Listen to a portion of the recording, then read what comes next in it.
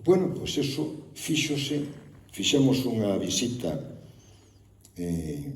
a don Manuel Fraga Iribarren, en paz descanse. Recuerdo a foto, e os vou a decir por que recordo a foto.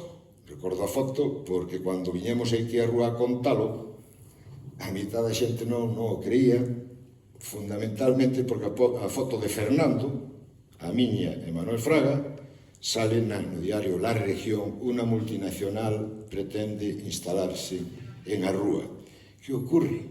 Aquelo se publicou o día 28 de decembro, Día dos Santos Inocentes. E recordo tamén que Manuel Santalla, en paz descanse, dixo, isto é unha inocentada. Entón, que non, que é verdad, que é verdad. Bueno, fomos dando os pasos que fomos dando e se conseguiu instalar. Se conseguiu instalar gracias a que? Obviamente, é unha decisión que ten que tomar unha multinacional, pero atopando a unión e o empuxe do povo.